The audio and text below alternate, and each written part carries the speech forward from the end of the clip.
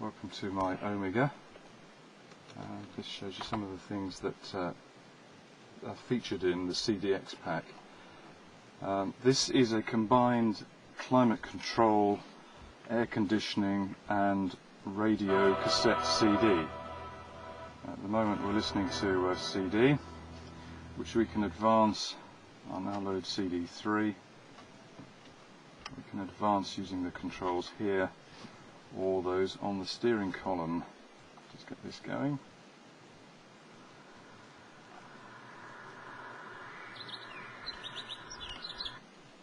Track 2.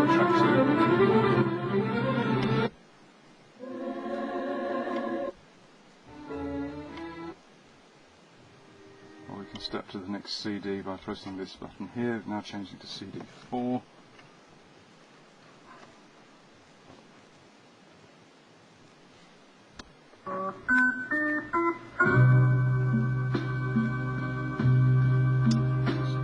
So the CDs are on this carousel here, so there's no need to go to the boot to load them up. You just pop them into the tray here. It doesn't particularly like homemade CDs, I don't know why, but bought ones seem to be absolutely fine. It will play them, but homemade ones, but it tends to get a bit confused. So that's that. That's the cassette.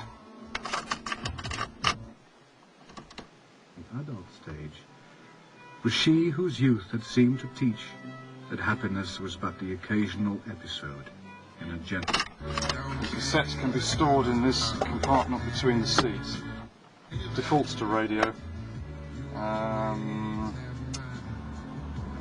Tuner, that's VHF, medium wave.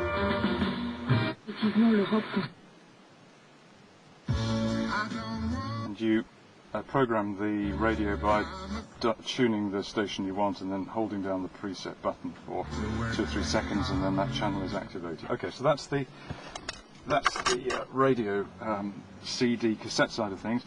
I may take this mobile phone holder with me, so please don't expect to see that.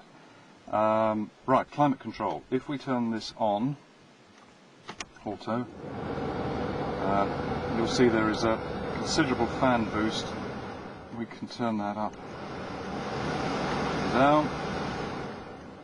The driver and the passenger can have independent controls. If the passenger selects on his or her side, he can have whatever temperature he wants, and the driver can over here, or the driver can have master control over both. If we set that to low, turn the fan down a bit, it's a bit noisy.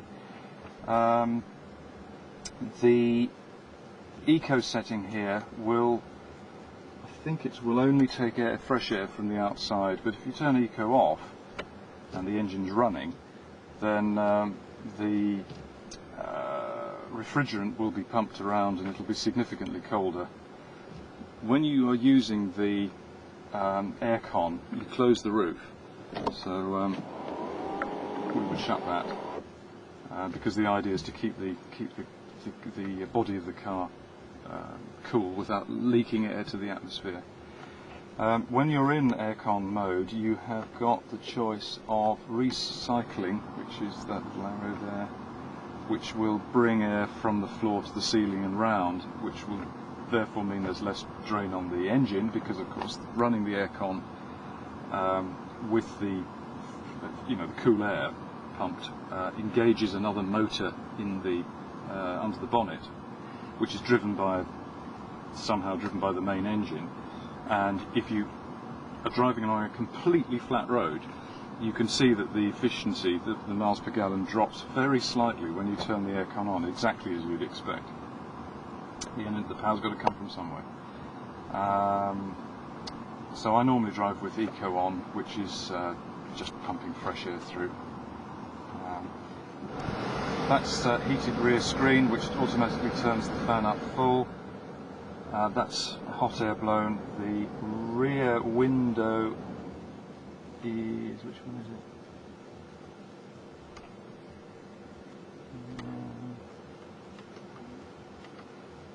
So many blooming buttons here.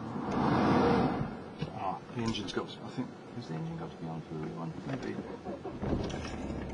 Yes, the engine's got to be running to power the heated window at the back. Yeah, as soon as you turn the engine off, it drops out because it draws so much power, of course, to melt the snow. So we've got eye level heating, which is these vents here and the ones either side. We've got roof, air blown up to the roof somehow, presumably that's from these vents at the front. We've got auto, which just does the whole thing. I normally leave it on auto. Right, the roof. The roof can open fully.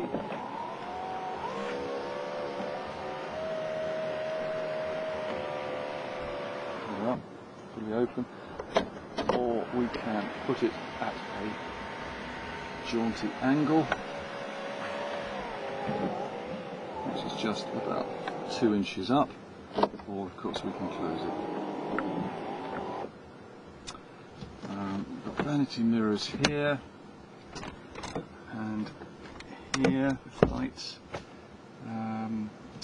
Windows. That's a passenger front window. Drivers.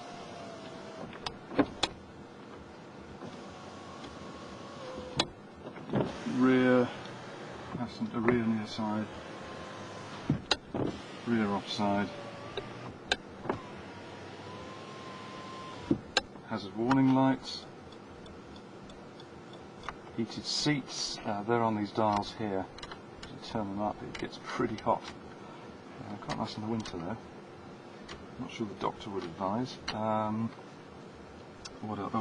mirrors, there's a little switch here which you. What's the real one? There's a little switch which